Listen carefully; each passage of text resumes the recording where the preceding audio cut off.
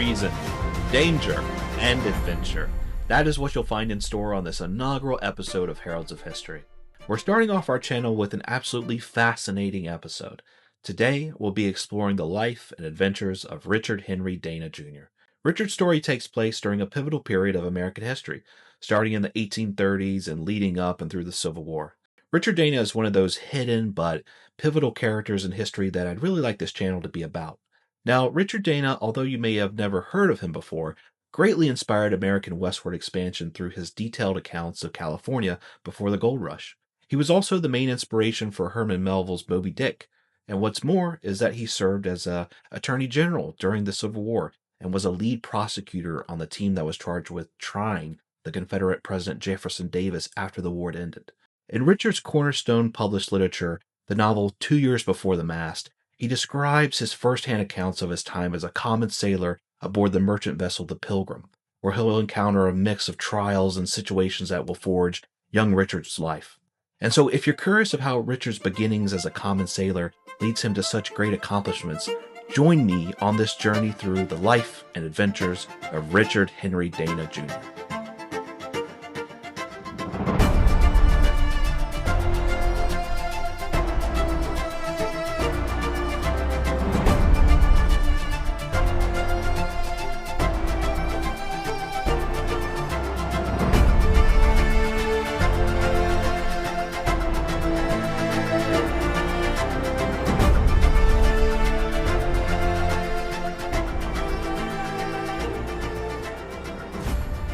Richard's story begins in 1834, and at this time, young Richard is in his third year at Harvard and well on his way to graduate with flying colors.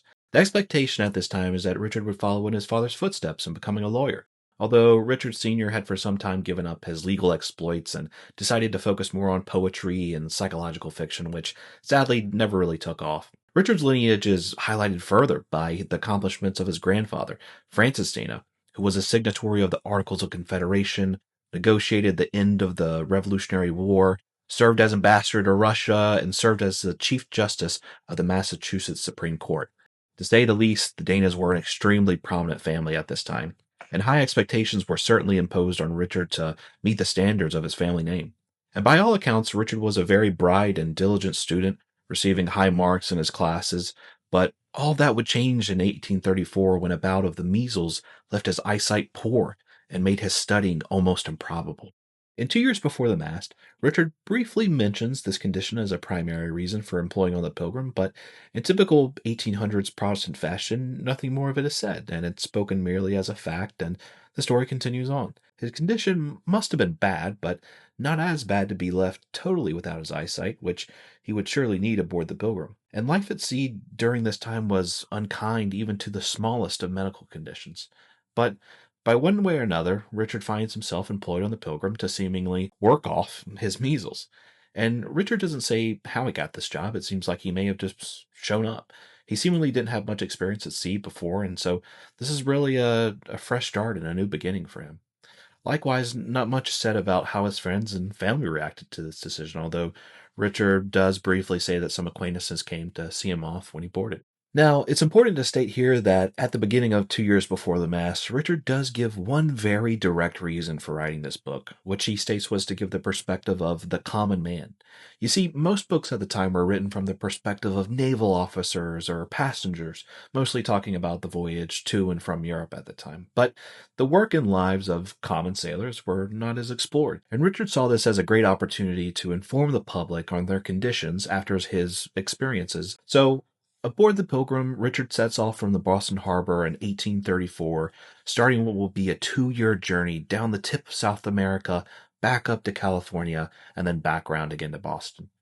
When boarding the Pilgrim, Richard brings a personal chest, in which he undoubtedly brings a lot of paper and pen, to which he takes very strenuous notes during his journey. In fact, if you read 2 Years Before the Mast, much of it reads like a journal or a log.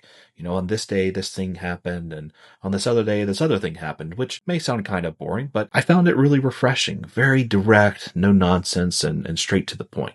And this writing style at the time earned him much credibility, especially with someone like Herman Melville, who described his work as unmatchable for its vivid realism of life at sea.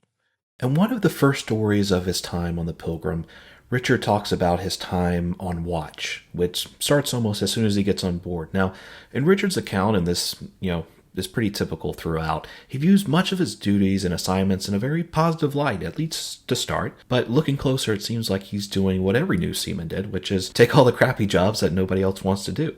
The first night he stands watch, and, the ship is literally still anchored in the harbor. Like, there's nothing to really watch for. But Richard makes it sound like this great task and a great honor, which I think it really speaks to his enthusiasm and positive outlook to be on board, and is kind of contagious as you read his accounts. You can tell that this is something he really wanted to do, and maybe, given his upbringing, one of the first things that he's really been able to choose for himself. Now, the journey of the Pilgrim down the coast of South America on the Atlantic side is rather uneventful, and for much of this time period, Richard is really learning the ropes, quite literally.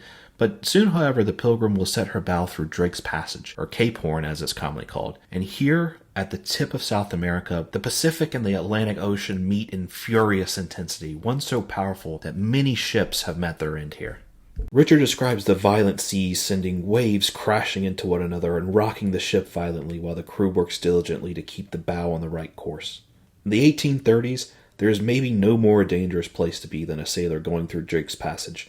It's cold, frequently rains, sleets, or hails, so that you're either wet or more wet as you fight through a raging sea and high winds. To just have employed himself on a ship for the first time a few months ago, standing on a wooden vessel in the midst of Drake's Passage must have been a truly terrifying experience. It seems, though, that Richard takes this dangerous milestone in stride, and as passages through Cape Horn go, they seem to have gone through rather uneventfully. Everyone kept all their limbs, nobody was thrown overboard, maybe just a few barrels or crates or some loose items that got lost along the way. However, as soon as they make their way into the Pacific, bad omens begin. It's not too much longer before Richard is confronted with the loss of a crew member named George Balmer, a young English boy as he was described, who was high on the mast one morning attempting to fix a strap when he suddenly fell and plunged into the ocean. The heavy tools that he was wearing around his neck meant to the crew that he had surely been taken under, as they never saw him again. What's more is that the young George couldn't swim, and he had made comments about his lack of skill to some of the crew leading up to his death. Richard recalls the yell of "Man overboard!" as he and the rest of the crew rushed up to the deck. Richard does recall they attempted to locate George for some time, hoping that he may have popped up somewhere, but eventually they had to come to terms with his loss. What's really interesting here is how Richard describes the effects of George's death. And it's really the first time that Richard starts to open up and tell how he feels. He describes the experience as very strange to lose a man at sea. Very poetically, calling on his father's influence, he says that on land you see the body, you have time to prepare for a funeral, and you're almost, in most cases, prepared for such an event. But at sea, everything is so sudden. At one moment, a man is there, and the next, he's not. No recovering of the body, no real ceremony. They're just gone. And what's more is how he tells of how the crew reacted to this, which, for the most part, was despondent. Sure, there was some exchanging of stories about George in the few days following, and the officers on board were noticeably kinder, but soon he was talked of no more. It was like he was never there to begin with. And you can tell this really affected Richard, and I'd say it's one of the most eye-opening experiences that he has on his journey. But what comes next will have an even bigger impact as the Pilgrim races towards California, where we pick up our story after a quick break.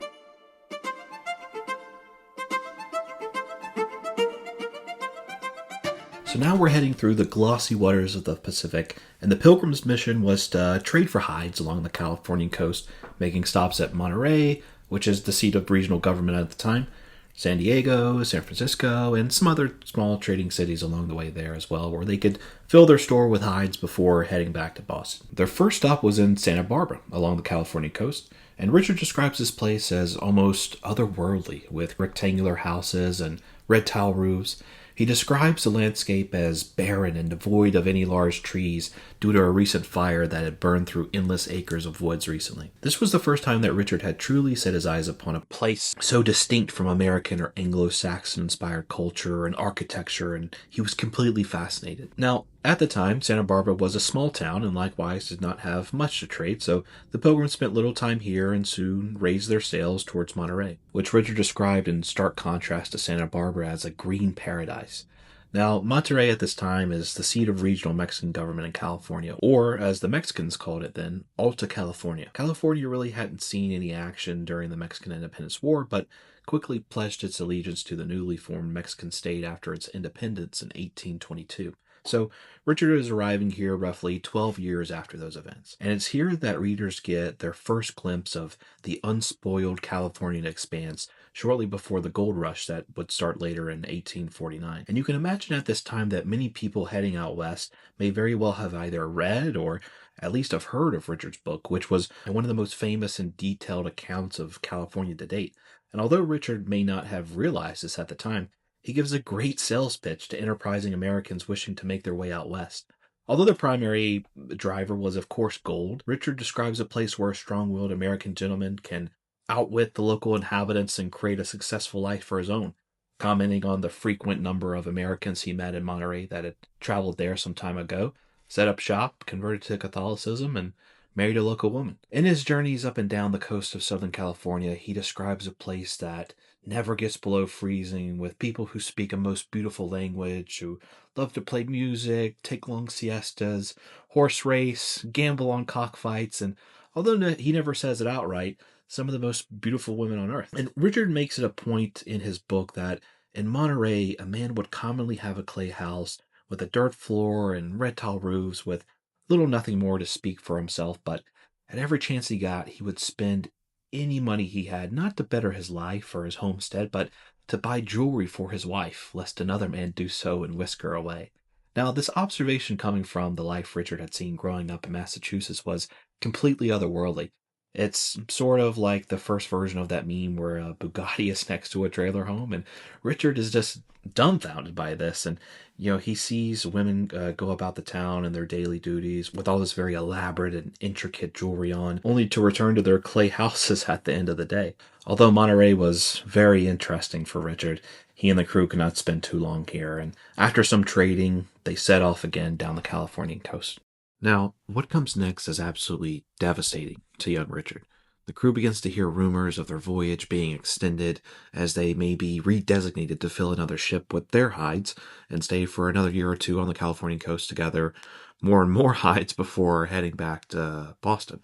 And he begins to fear that his stint as a sailor may actually turn into a full-on career. And these rumors begin to take a toll on the crew as well. They start becoming more and more discontent, to which the captain's seething anger rises to match. Now, I haven't described the captain yet in much detail, as Richard up to this point really hasn't either, but in a few words, Captain Francis A. Thompson, in the eyes of Richard, is a harsh and tyrannical figure. An older man, probably in his 50s during this time, had been made hard by his many years at sea.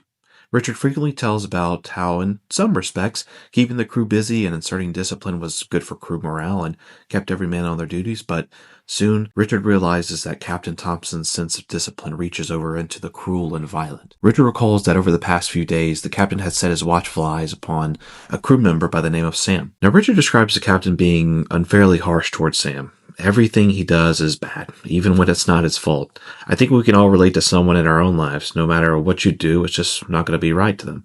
Now, imagine that person being your captain in the 1800s on the open seas, where they have full domain over what happens on board to you and the rest of the crew. Now, it's never quite known what sets the captain off on this day, but Richard and a few of his crewmates were alerted to some loud yelling and tussling going on above the deck, to which they race towards it, and they find the captain screaming at Sam, saying, "You'll never jaw off on me again." To which Sam pleads in his case that he's done no such thing. But the captain won't hear any of it. He's in a full rage now and orders his mates to grab Sam and expose his back to be flogged. And right before this happens, another member of the crew named John asks the captain why he's doing this. To which the captain then snaps on John and says after he's done with Sam, he'll deal with him too. Richard describes himself standing on the deck, frozen in terror and a sense of helplessness, as the captain repeatedly flogs Sam with a thick rope, antagonizing him the entire time, saying, "Will you ever jaw off on me again? Will you?" Richard can barely watch as Sam falls to the deck in pain, certainly with blood dripping down his back and the long impact wounds beginning to bruise. And it appears the captain is in such a rage that he immediately turns to John, who manages to run away for a moment before being caught by the second mate and brought over for the same punishment he just saw Sam go through. John asks the captain, "What did I do to deserve this? Can I not ask a question?" The captain screams, "No, you cannot. And I'll teach you all. You got the wrong impression of me. I do this because I like it, and I'll flog you all." Richard describes himself as feeling sick, disgusted, as John, who he had grown somewhat close to, screamed out for Jesus as the captain furiously flogged him, to which the captain only replied, "Jesus cannot save you now." The impact of this event on Richard's life will come to forge the basis of his preceding legal career, where Richard will routinely take cases on behalf of sailors who sought justice for similar indiscretions at sea. In fact, Richard's book, 2 Years Before the Mast, is held as one of the key drivers of the 1850 law that banned practices such as flogging. America during the 1800s is a time of great change, and the old ways of doing things are being re-examined and debated. Richard's influence on these great changes have just begun, and as we'll see, future events during his time on the Pilgrim will create the resolve and character he needs to face these battles head on. Life aboard the Pilgrim doesn't get much better after this. Soon they set off back to Santa Barbara and then San Pedro, where they do some hide trading before anchoring outside of San Diego, where they have a brief panic as their ship gets away from them and anchor and plows its broadside into another ship in harbor. An older captain on another ship nearby sees the distress of the Pilgrim and starts barking out orders to the Pilgrim's crew, sometimes overriding Captain Thompson, who seems to acquiesce here. And after everything is under control, the crew goes to the other captain's ship, and Richard's met with a stark contrast to his own conditions. On this ship, the crew was jolly, laughing, and in good spirits. Their captain was firm, but fair and kind. And when some of Richard's crewmates mention Sam's flogging, the other crew is shocked, saying they've never heard of such a thing in all their years at sea.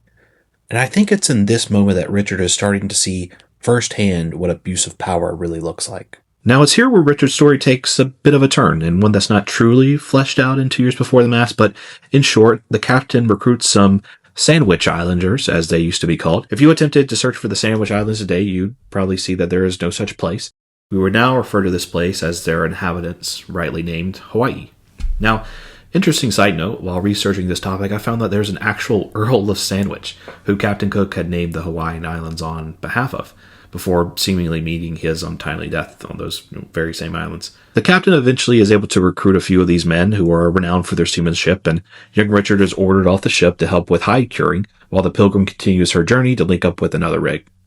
Now, maybe the captain, after rendering some of his crew useless by flogging them or having suffered a man overboard or a fellow who actually ran away while they were in Santa Barbara, needed some experienced hands to just run his ship. Wherever the case may be, he found himself in the accompaniment of Sandwich Islanders curing hides, which he describes as tenuous work, but that of which you could get used to. And of all the different types of people Richard meets on his journeys, he seems to have held no higher regard than those of the Hawaiians. He said he was quickly taken under their wing and felt to be a part of their group, for if one man had bread, they all did, and if another had tobacco or drink or money, so too did they all. Richard commented that he would trust his life to these men more than his own countrymen. Richard briefly describes the patriarch of this group, who he recalled had to be in his late 50s, called Mr. Bingham. They used to jab at him that he personally ate Captain Cook when he met his end on the Hawaiian Islands, but to which Mr. Bingham always absolutely hated, saying that Hawaiians would never do such a thing, and he's too young to have even been there to do that to Captain Cook. Interestingly, Richard notes that Mr. Bingham had his 2 front teeth knocked out by his parents in the gruesome grieving rituals preceding the death of Kamehameha in 1819, some 15 years prior. Now, it's not too long before the familiar frame of the Pilgrim's white sails are seen again upon the horizon, but Richard quickly notices that a new captain's at the helm. Captain Thompson had switched to another ship in Santa Barbara named the Alert, giving command of the Pilgrim to Captain Falcon, and it's spelled F-A-U-C-O-N, not like the bird. And Captain Falcon is an excellent name. I think we can all agree, right? And Richard and the crew seem to get along much better with Captain Falcon, who is more pleasant and personable and seemed to really lack the cruelty of Captain Thompson. During his extended time in San Diego, he makes the most of it by chatting with various locals and reading a great many books. Through these means, he's gathered a great deal of insights in the goings-on of California and her inhabitants, with an increased focus on those Americans who had settled in this land. Richard tells of a particular scene where a Mexican barged into an American's home in Southern California whom he had had a quarrel with and stabbed him in the heart in front of his family as they watched in horror. He tells of the other Americans in this area making pleas to Monterey for justice, but all they received was silence. So, in turn, they raised arms, took control of the city, found the would-be murderer, tried him with a judge and a jury, and sentenced him to death before ceding the town back to Mexican control. This is said to happen a number of times, with another involving an American being murdered by his wife and her lover, in which the local townspeople, again, conducted themselves in the same manner as before. It's perhaps here that the character of the Wild West is being incubated for the arrival of many thousands of Americans who will soon come to settle the West. During his time in San Diego, Richard was very unsure about what was to come next, and this was always meant to be a brief excursion, but now it seemed like he was going to be here forever. Luckily, though, for him, a new ship called the Alert is now pulling into the harbor of San Diego, captained by the infamous Captain Thompson. Richard has a letter from when he set out that if the Alert was to come back to Boston before the Pilgrim, that he was to be allowed on board. When mentioning this to Captain Thompson, though, in classic fashion, he again abuses his power by telling Richard this little piece of paper really doesn't matter. Richard pushes back and believes that the only reason he isn't more set upon by Captain Thompson is because of his strong political ties back home due to his family name. They give Thompson a little pause, but still Thompson said he had to essentially pay somebody else on board to swap out with them. But after some negotiating, a sailor who wants to voluntarily get off trades places with Richard. Richard in this moment must have been eternally relieved to finally be going home to Boston. The Alert is a much more impressive ship than the Pilgrim, and it's much newer, larger, and can be crewed by less men due to some advances in her square rigging. If the Pilgrim was a Honda Civic, the Alert was a Mercedes S-Class. It's here on the Alert that we're introduced to one of the most portrayed figures in 2 Years Before the Mast, Tom Davis. Richard goes into great detail about Tom's mental sharpness, being able to call with such precision and form his thoughts so succinctly that men on board never want to wander into an argument with him. Richard even describes one instance where he knew he was right, but Tom's recall and mental acuity made him even guess if he was wrong the whole time. Richard comments that if it weren't for happenstance, Tom may have well been at Harvard or Oxford. And I think Tom really serves as a reference for Richard not to squander the opportunities he's been given when he returns to Boston, as others are not so lucky. The Alert is now racing back down the Pacific towards Cape Horn, the last major milestone before the Alert can return back to Boston. The first passing on the Pilgrim was strenuous but manageable, but now the Alert heads towards Cape Horn in July, which is the middle of winter for the Southern Hemisphere, and what they will encounter is magnitudes worse than the first push around Cape Horn. Richard describes cables and rope covered in ice and rendered stiff as wood. The sails do little better, and the men are suffering from an enduring cold made worse by the torrential ice, sleet, and snow, which makes avoiding the feeling of being wet and freezing at the same time lost for weeks. The Alert is over-encumbered with hides, making their going slow and laborious through Cape Horn. At one moment, some of the crew suggest the first mate should take control of the ship, which Richard vehemently disagrees with. Luckily, though, after a long and grinding excursion, they finally find themselves in calmer and warmer conditions on the Atlantic.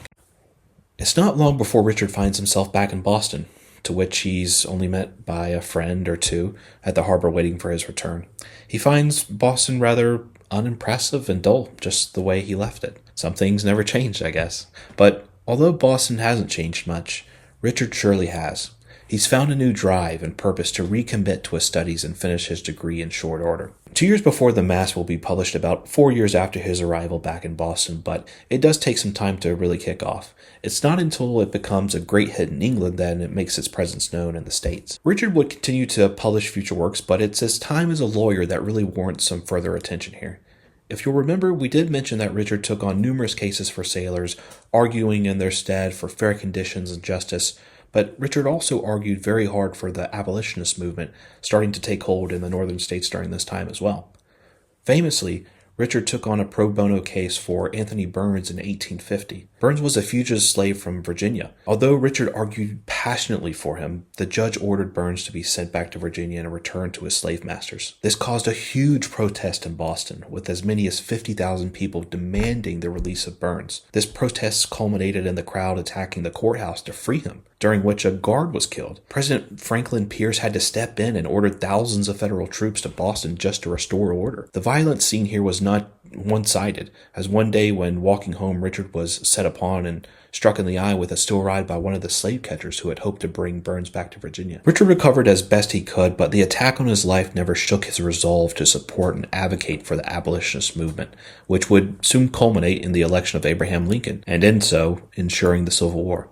President Lincoln had nominated Richard to be his Attorney General for Massachusetts in 1861, where he would continue to serve until 1866. It was in this office that he would take on one of the most infamous trials in American history. As many of you know, Jefferson Davis was President of the Confederate States of America, and in 1865, with the war over and the South defeated, Davis was fleeing for his life. His chase would soon come to an end near Irwinville, Georgia, where he would be arrested and sent north for trial on the charges of treason. What's interesting here is how Richard examinates this case, because on the surface it seems rather straightforward. I mean, he was literally the leader of the guys who succeeded from the U.S., but Richard argued that this trial would only serve to appear as political retribution at a time where reconciliation was required. While on the other hand, if they went to trial and Jefferson was acquitted, that would serve disastrous, potentially validating the legality of secession. So, acting on the advice of Richard, President Andrew Johnson allowed the case to fizzle for a while before dropping the charges. When reading Richard's story, it was actually amazing to me that I'd never heard of him before. He seems to have been in so many key places during the 1800s, and his personal story is one that still rings true today. I hope you all were interested while listening to this episode as I was creating it. I hope to make many more videos like this in the future. If you have any suggestions on what topics you'd like to see covered next, leave a comment down below. With that, thank you all for listening, and I'll see you next time.